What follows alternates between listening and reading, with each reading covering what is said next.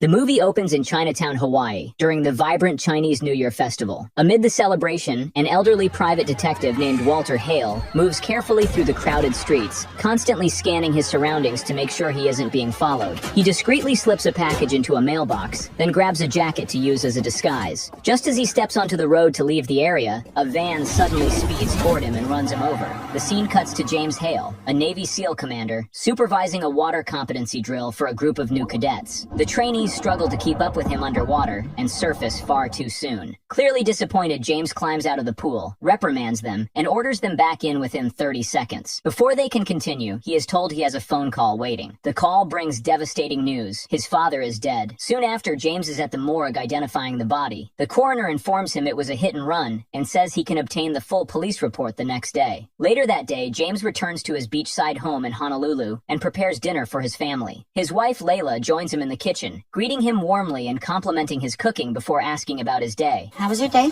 James doesn't even bother mentioning his father's death at first. It was good, usual. Making it clear that the two of them were extremely distant. He mentions that his cadets struggled during training, then casually drops the shocking news that his father was killed in a hit and run. Also, Walter finally managed to get himself killed.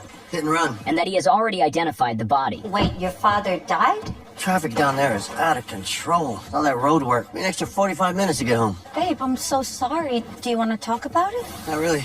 After a moment, she asks whether he has at least informed his half-brother Johnny, who lives in Oklahoma. James mutters that Johnny never answers his calls, but Layla encourages him to leave a message anyway. Meanwhile, in Oklahoma, Johnny, a police officer, arrives home to find his longtime girlfriend, Valentina, loading her belongings into her car. Confused, he asks what is going on. She explains that she is tired of being ignored and frustrated that he never puts in the same effort she does. To prove her point, she asks him what day it is. Do you even know what today is? Wednesday. She sighs in disbelief and reveals it's actually her birthday. I'm so sorry. Don't shoot me! Desperate, he apologizes again and tells her he loves her in Spanish. Me? Mucho. Te quiero.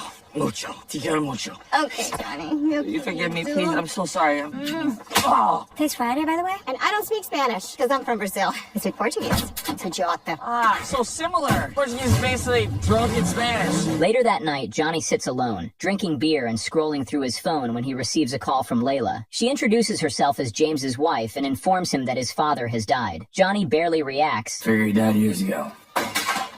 Yesterday. Layla tells him the funeral is the next day and says it would mean a lot if he came. Johnny walks into the bathroom to take a leak. While Johnny is still on the call, two Japanese men silently enter the house and sneak up behind him. One suddenly presses a knife to his throat. What the Surprisingly calm, Johnny asks what they want. You got the wrong house, man. Hello? Johnny. They claim Walter sent him a package and demand he hand it over, threatening terrible consequences if he refuses. Johnny insists Walter couldn't have sent anything since he's dead, and they haven't spoken in years. As a noble dude, Johnny offers them a sword fight. Sword fight. You cool, man. One of the intruders points to the tattoo on his chest and asks if he knows what it represents. You know what this is? Badly drawn horse. It's a dragon. Looks like an angry horsey. It's a dragon, ass. The dragon's out. Johnny realizes they belong to the Yakuza. When it becomes clear they won't back down, he responds with sudden, brutal violence, delivering devastating blows and slamming them into walls and furniture. A third gunman bursts in and opens fire. The attacker soon runs out of bullets, and the fight turns physical again. Johnny manages to knock one of them unconscious, while somehow still taking swigs from his beer in the middle of the chaos.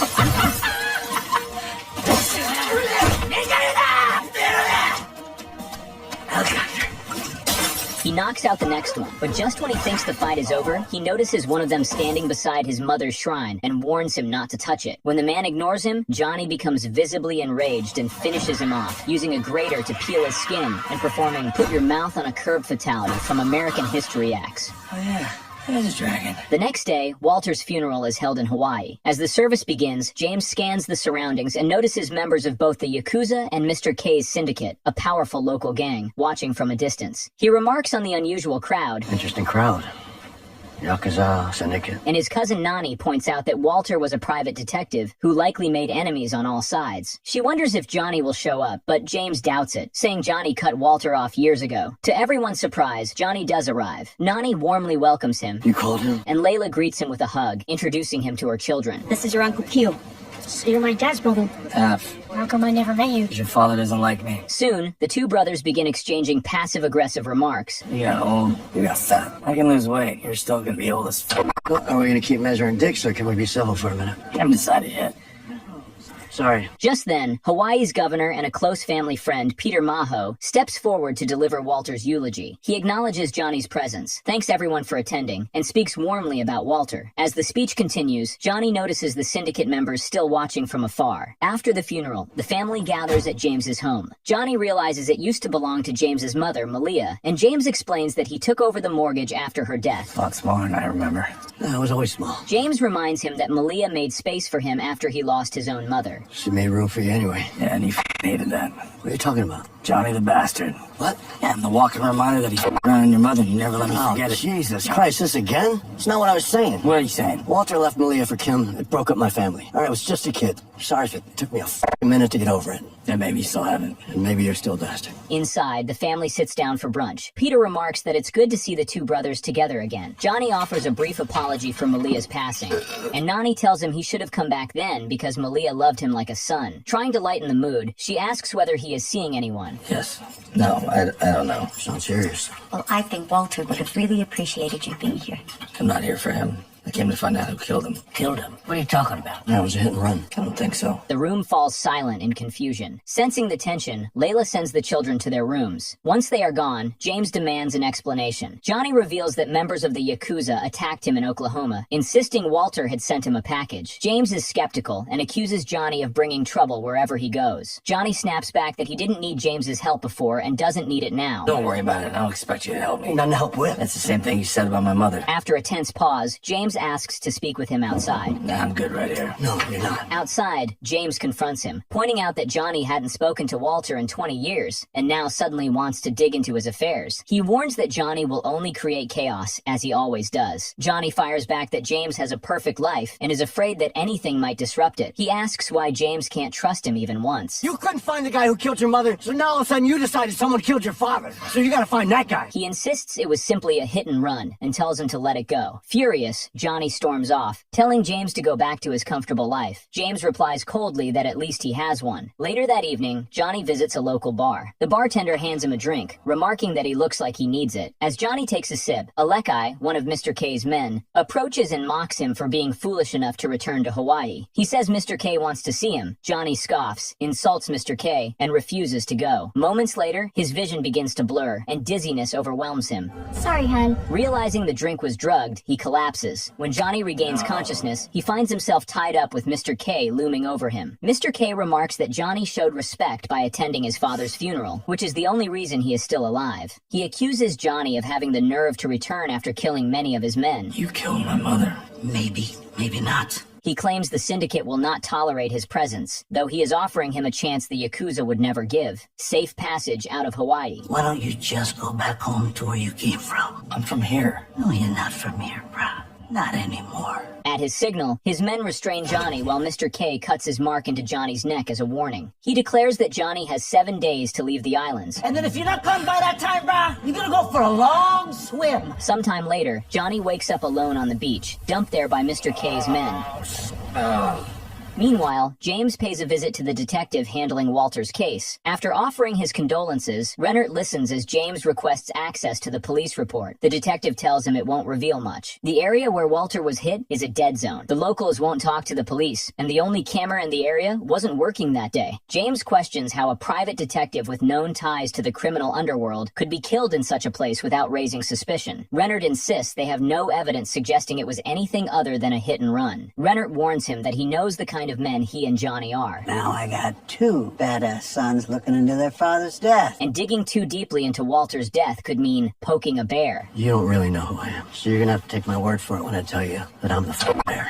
Thanks for your time. Back in his car, he opens the evidence bag and finds Walter's keychain, pocket knife, and wallet. Inside the wallet, he notices a receipt with something written on the back. James visits the exact location where Walter was killed. He studies the tire marks on the pavement and scans the area, eventually spotting a CCTV camera mounted outside a nearby strip club. He walks in. The attendant assumes he's there for entertainment, but James calmly says he wants access to their security footage from a few nights earlier. He places some cash on the counter. The employee calls his boss, who quickly refuses and tells James to leave. James places more money on the table and explains it isn't payment for their cooperation. I'm gonna get that for free. It's for the damage. What damage? At the same time, Johnny heads to Walter's apartment, determined to find proof that his father was murdered. As soon as he steps inside, he notices the place has been ransacked, as if someone had been searching for something. He grabs a beer and starts digging through the mess. In one of Walter's drawers, he finds a gun and keeps it. Suddenly, he hears someone trying to unlock the door. He quickly hides and watches as a young man enters and begins rummaging through the same drawer. Johnny steps out, startling him. The intruder panics and bolts. Johnny chases him, but the guy moves with impressive parkour skills, leaping over obstacles and cutting through tight spaces. You fat Jackie Chan! Suck my balto, you Anticipating his path, Johnny takes a shortcut and intercepts him, landing a solid punch that sends him crashing to the ground. Johnny drags him to a nearby bar to interrogate him. While the man presses napkins to his bleeding nose, Johnny demands to know who he is and why he was snooping through Walter's apartment. The man insists that Walter was like a father to him. Walter wasn't a father to anyone. Yeah, how the f did you know? Because I'm his son. The man's expression shifts in surprise when he realizes who he's talking to. Oh, shit. You swear a lot. You're Johnny. He introduces himself as Pika It's a stupid name. and explains that he worked for Walter, hacking emails, tapping phones, and gathering compromising material for blackmail. When Johnny asks who might want Walter dead, Pika says the list would be long. He adds that Walter's most recent assignment involved him working undercover at a catering company called Nui Loa. Johnny questions why a private detective would infiltrate a catering business. Before Pika can elaborate further, Johnny tells him he now works for him. Well, good news, Pika. You work for me now. Come here. It's fixed. You're welcome. Johnny and Pika return to Walter's apartment, with Pika still complaining about his nose. Twisting my nose does not fix my nose. That beer will. As they look around, Johnny notices a surfboard mounted nearby and asks whether Walter even surfed. Pika says he didn't because of a bad knee. Johnny points out that the fin is installed incorrectly. When he adjusts it, a hidden compartment pops open and a blueprint falls out. Johnny realizes it's a site plan stamped with a government seal. He immediately calls Nani, who works as an assistant to Governor Peter Maho and is currently at a campaign rally. Johnny explains what he has found, but admits he doesn't understand it. Nani says she can access the government database once she gets back to the office, but she'll need the 8-digit file number printed on the document. I got it, okay? Listen, I see it. I just need you to do it as fast as you can because You hung up on me. If you were a man, I would punch you in the face. Family, right? I mean, you got probably lots. Oh my god, bro. I can't even. Even in the same house. Whatever. That was racist. My bad. Pika prepares to head to the hospital to get his nose checked. Just then, James bursts into the apartment with his gun drawn. The brothers stand frozen, aiming at each other until they realize who they're facing. Where's Uncle Fester? You have alopecia, okay? That's Pika. What are you doing here? James says he came to the apartment for the same reason Johnny did, to find answers. Huh. I thought it was a hit and run. He then reveals a strangely shaped flash drive he got from the strip club containing the CCTV footage of Walter's death. They plug it in and watch carefully. The van that hits Walter has no visible license plate and doesn't slow down after the impact. It's clearly deliberate. When someone crosses your path, your natural reaction to brake and swerve. Unless you're aiming for him. You didn't even brake. Not till way after that. The brothers finally accept that Walter was murdered. Johnny turns to Pika and orders him to compile a list of every blue van registered in the city, along with a record of every event Nui Loa has catered in the past 2 weeks, plus any upcoming events. So there's like the matter of compensation, yeah? So you're going to discuss that right now, or shoots? I just going to hell out then? I guess I don't gotta get any punani this month, He leaves to begin the work. As the brothers drive away from the apartment, they discuss the footage and the suspicious circumstances surrounding Walter's death. Suddenly, a vehicle rams into them. Members of the Yakuza slam their car from the side, sending it spinning violently through the street as the ambush begins. The Yakuza open fire on the brothers' car. James and Johnny duck and grab their weapons, firing back, but the attacker's vehicle is bulletproof. James manages to take out one of the gunmen before running out of ammunition. Johnny jumps out of the car, dodging bullets as they rain down around him. James grabs another gun, climbs onto the attacker's vehicle, and fires repeatedly at the reinforced glass, trying to break through it. Suddenly, Johnny shouts for him to jump. He aims at the vehicle's gas tank and shoots, triggering a massive explosion. The burning wreck flips and crashes into James's car. You blew up my car. I blew up their car and then it landed on yours. You just blew up your car. You're welcome. Saved your life, man. Soon after, the brothers find themselves at the police station with Detective Rennert, who is clearly unimpressed by the chaos they caused. So this is the brother from Oklahoma, the cop? That's me.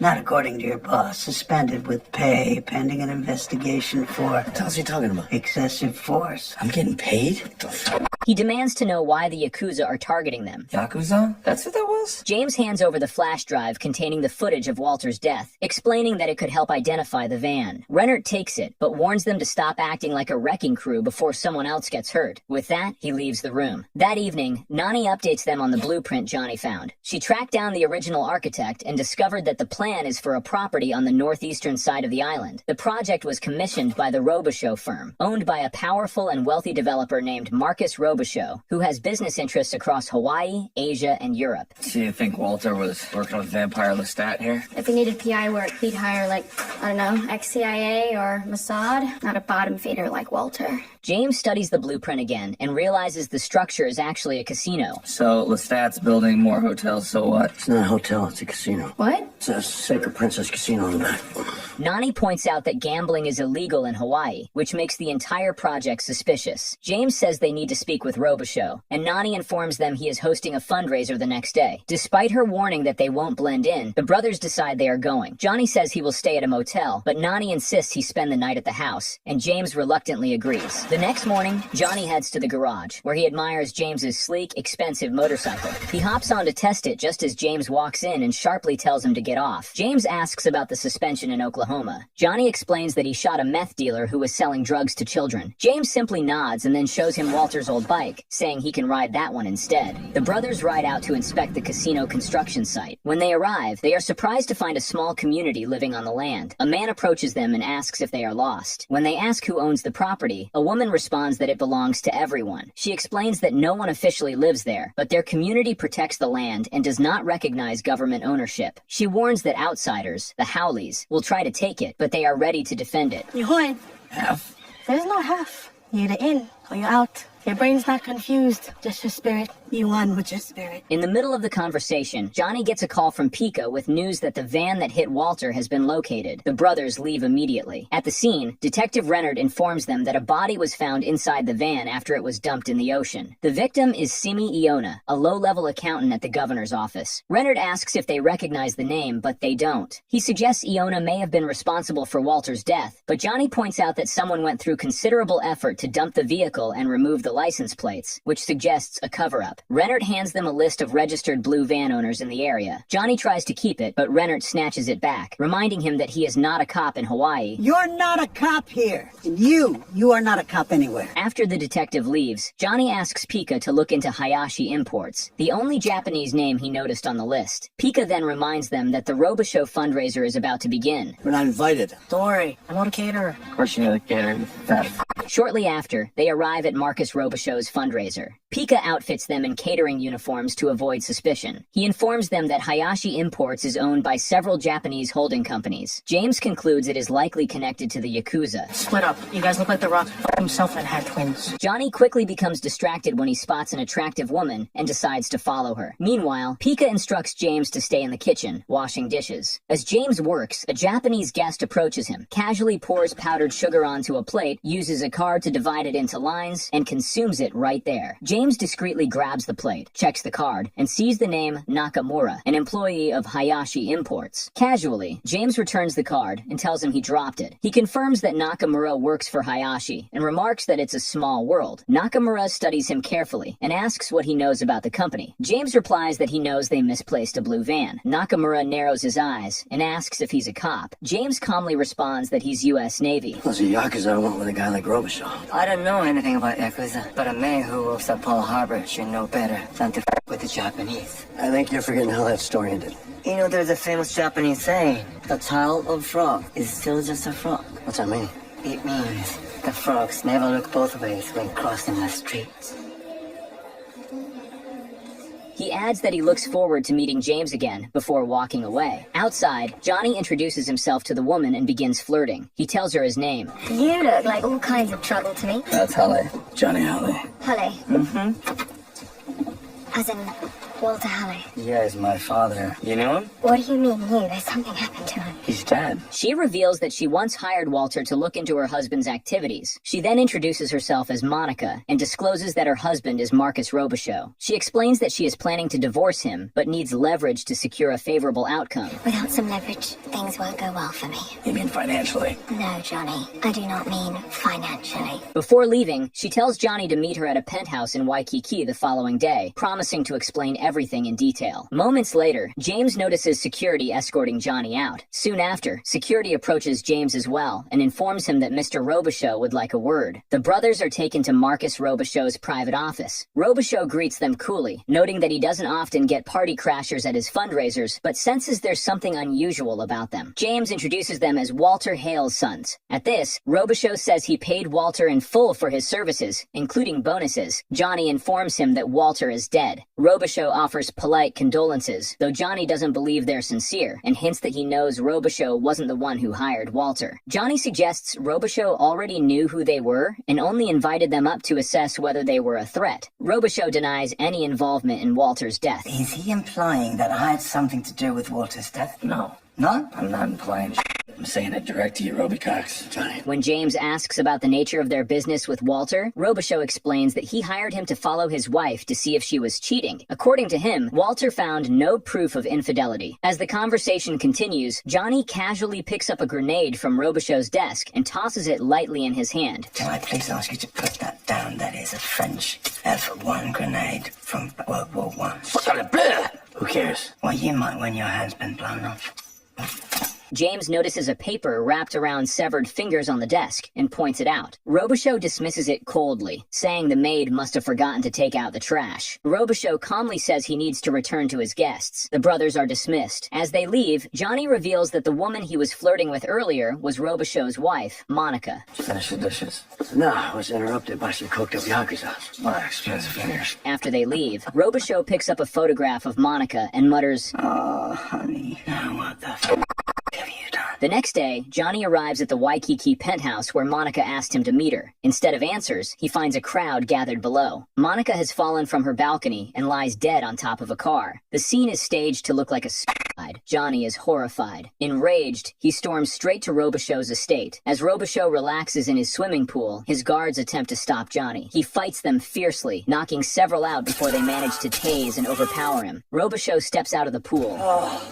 Sweet dick, bro. Calmly remarking that he is beginning to dislike Johnny. Johnny accuses him of killing Monica and Walter, but Robichaux denies everything and orders his guards to call the police. One of the guards knocks Johnny unconscious. Johnny later wakes up in a jail cell. Peter Maho arrives to see him. Peter explains that Nani informed him of the situation and that he convinced Robichaux not to press charges. Johnny insists Robichaux murdered his wife, but Peter says that even if that were true, it's a matter for the police. He promises to handle the release process and leaves. Once released, Johnny finds James waiting at the reception desk. Johnny ignores him and walks past, but James yells at him, saying he can't just return to Hawaii and start tearing everything apart. He adds that this reckless behavior won't bring his mother back. That comment ignites Johnny's fury. He turns and attacks James, landing heavy punches. James regains control and fights back. The brothers unleash years of anger and resentment in a brutal brawl.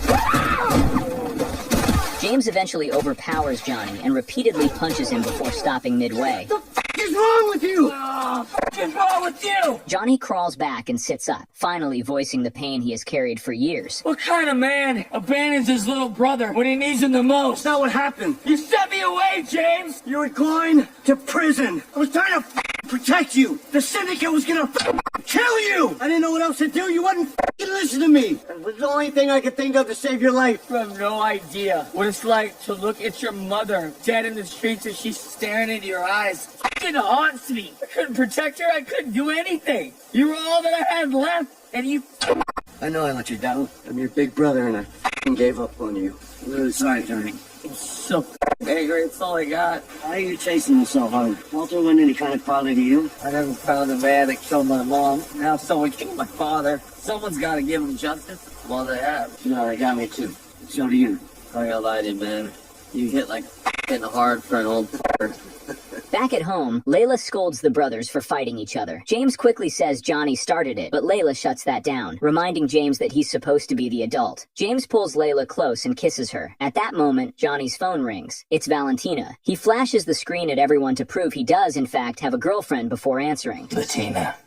Spicy. Okay, I gotta go now. Valentina immediately asks why his house in Oklahoma is now a crime scene, but says she doesn't really care. You know what? I don't want to know. She explains that his mail had been piling up, so she went to check on it. Among the letters was a package sent from Hawaii. Johnny instantly realizes it must be the package the Yakuza were looking for. Valentina opens it and says it contains a thumb drive. Did you bring me the thumb drive? I'm gonna send you a ticket to Oahu. You're in Hawaii? This whole time! I wanted to go there with you. You told me you were never I going will back. explain everything once you get here. Except I'm not going to Hawaii. I'll FedEx it to you. It's too important. You have no idea what's going on here. There is no way in hell I'm coming to Hawaii. The very next day, however, Valentina shows up in Hawaii in person.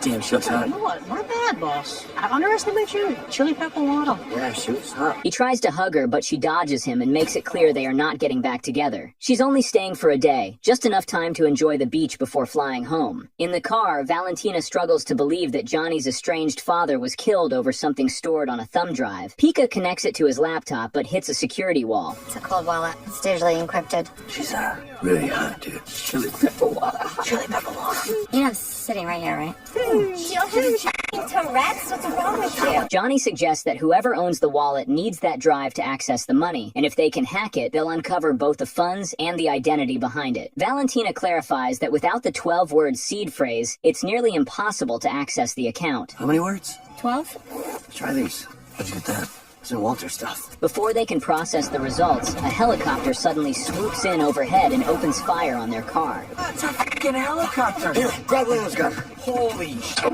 What the f***ing military Tony is this? Less talking, more shooting. Your wife's amazing. Johnny fires at the helicopter, but it barely makes a difference. Valentina demands the wheel. Both brothers agree instantly. She takes control and expertly maneuvers through traffic as bullets shatter windows and cars collide around them. Two Yakuza members on a motorcycle join the chase, firing non-stop. Valentina slams on the brakes, causing the bike to crash into their vehicle. The two attackers cling to the car. James fights one off while Johnny battles the other.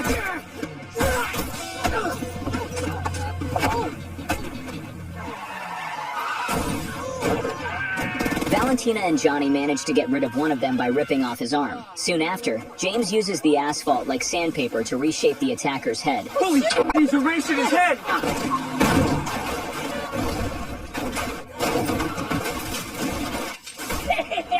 The helicopter returns and resumes firing. Johnny grabs one of the fallen Yakuza's weapons. Johnny fires but fails to hit the gunman. James calmly takes aim and shoots the helicopter's gunner. The stray gunfire hits the pilot, sending the helicopter spiraling. The brothers celebrate too soon as the aircraft veers toward them. Valentina floors the accelerator and swerves just in time. The helicopter crashes behind them in a fiery explosion. They finally make it to a local restaurant to regroup. Johnny devours food. It's all disgusting. There's blood everywhere. You're eating? While James complains about the heavy damage done to Layla's car. Pika announces that he managed to break into the wallet, but doesn't fully understand what he's seeing. Valentina takes over and quickly analyzes the transactions. For 3 years, $12 million have been funneled into the same account through multiple offshore channels. She traces the final destination of the funds. The recipient is Peter Maho, the governor. The brothers piece everything together. Marcus Robichaud wanted to build a casino on protected Hawaiian land. To make that happen, he bribed Peter with $12 million to push for legalized gambling. The Yakuza were brought in to provide muscle and enforce silence. Walter, while investigating Monica's concerns about her husband, must have uncovered the larger conspiracy. He likely convinced Simi Iona, the accountant whose body was found in the van, to leak proof of the illegal transactions. Once Peter realized Walter had the evidence, he informed Robichaud, who then alerted the Yakuza. The accountant was tortured until he revealed Walter's involvement, sealing both their fates. Meanwhile, Nani meets Peter at the office and thanks him for helping secure Johnny's release. She then shows him the blueprint for the casino and tells him she suspects Robichaud is planning something illegal. I'm telling you, Nani, it's not gonna happen on my watch. Tomorrow I'm gonna ask for a comprehensive review of all Robichaud's projects on the island. Okay. Good work, Nani. I'll take these.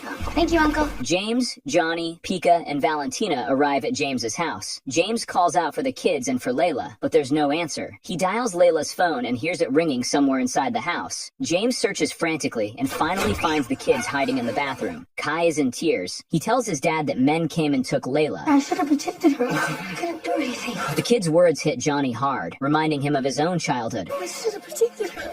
when he also couldn't help his mother as she was dying before his eyes. James assures Kai he did exactly the right thing by staying safe. Just then, Johnny receives a video message and signals to James. In the video, Marcus Robichaud mocks them, asking why they would risk their lives for a father who never cared about them. He then reveals Nani tied up in his basement, guarded by armed men. Moments later, Layla is dragged into the frame as well. Robichaud demands that they bring the drive to him in person in exchange for the women's lives. When the video ends, James takes Johnny to his secret arsenal, and Johnny can barely believe what he's seeing. Together, they methodically load firearms and prepare for war. That night, they arrive at Robichaud's estate. Moving with ruthless precision, they begin eliminating guards one by one. They stay in the shadows, silent and efficient. Down in the basement, Robichaud's head of security radios the guards stationed around the property, but gets no response. Suddenly, the lights cut out. Realizing something is wrong, Robichaud orders his men to investigate. The head of security checks the electrical box and discovers the wires have been cut. He informs Robichaud and decides to head toward the backup generator, but he's horrified to see the bodies of his men floating lifelessly in the pool. He radios that they're under attack. Johnny appears behind him and slashes his throat. No, there's no Craig here. Johnny. Robichaud. John Blue, what are you doing? Nothing. I thought we were just saying each other's names. I'll see you in a sec. Panicked, Robichaud orders Nakamura and his Yakuza team to handle the brothers. Nakamura speaks briefly to his men in Japanese and sends them out.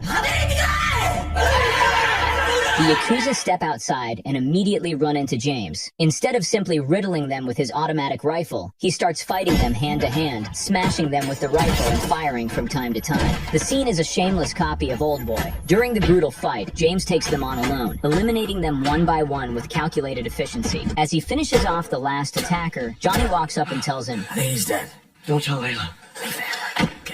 They reach the basement and free Nani and Layla. The reunions are emotional, but brief. They quickly realize Robichaud has escaped. Nani tells them which direction he went. James offers to escort the women to safety, but Layla insists they'll be fine. Go with Johnny Going after him, bro. and show that how he fucked with the wrong family. The brothers split up to search the property. Suddenly, Nakamura appears and opens fire on James. James dives for cover just in time. The two exchange heavy gunfire until both run out of bullets. Nakamura draws a sword and charges. He swings with deadly precision, but James manages to dodge each strike, narrowly avoiding the blade. But James finally gains the advantage. He breaks Nakamura's hand, wrestles the sword away from him, and drives the blade straight through him. Meanwhile, Johnny tracks Robichaud down to his private dock, where he's preparing to escape by boat. Johnny blocks his path. When Robichaud reaches for a gun, Johnny challenges him to settle it hand to hand. Robichaud accepts. Out of nowhere, Robichaud turns out to be a skilled kung fu fighter who handles Johnny like he's a toddler. They trade heavy blows, but Robichaud overpowers Johnny. He beats Johnny badly and drags him across the ground with a metal hook, leaving him screaming in pain.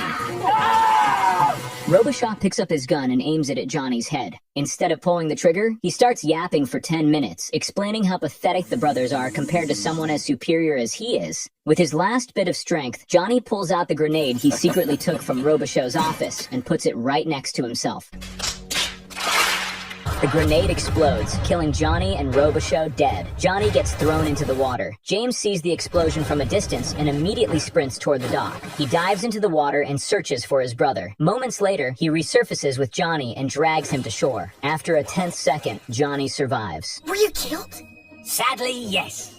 But I lived. The next day, Detective Rennert and a team of officers arrest Governor Peter Maho on charges including conspiracy to commit murder. As he's escorted to the police car, he locks eyes with James, Johnny, and Nani. Desperate, he insists he did everything to protect them. He claims he was like a father to them and begs Nani not to turn her back on him. They remain silent as he's driven away. Later, the family gathers peacefully at the beach. Johnny pins a photo of his mother to a coconut tree and quietly apologizes for staying away for so many years. Just then, Mr. K shows up and casually remarks remarks that Johnny is still on the island. Johnny responds that it's his island too. Mr. K shrugs and says that's fair. He congratulates the brothers for stopping the casino scheme before it could begin. He admits he was aware of the situation, but didn't want to risk starting a war with the Yakuza, so he let them handle it. As a gesture of goodwill, he gives Johnny the name of the man responsible for his mother's death. And it wasn't one of mine. Mr. K leaves. Johnny walks over to James, who's grilling barbecue, and shows him the name. James tells him he won't stand in his way. Whatever Johnny decides to do, he has his back. Johnny reflects on how he once imagined forgiving Walter someday. James then wonders aloud why Walter sent the drive to Johnny in the first place. Johnny doesn't have an answer. James suggests maybe it was Walter's way of bringing him back home. Johnny mentions the $12 million they recovered, saying it's a lot of money, but not enough to buy back their childhood. After a quiet moment, he tosses the paper with his mother's killer's name onto the grill. The flames consume it. Then the brothers walk back to the rest of their family.